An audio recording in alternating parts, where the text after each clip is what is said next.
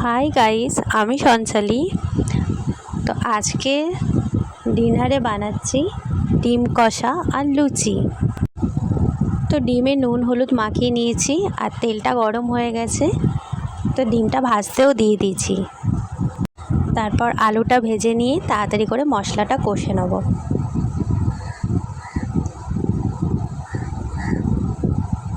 এই দেখো বন্ধুরা, তখন ফোনটা অফ রেখেছিলাম। তো আলুটা ভাজাও হয়ে গেছে আর মশলাটা কষিয়েও নিয়েছি। এটা একটু শুকনো শুকনো করব, লুচির সাথে ভালো লাগবে। তো আজকে হঠাৎ মনে হলো যে আজকে লুচি আর ডিম কষা করি, অনেক দিন এইটা খাওয়া হয়নি, তাই আজকে রাতে ডিনারে বানিয়ে নিলাম।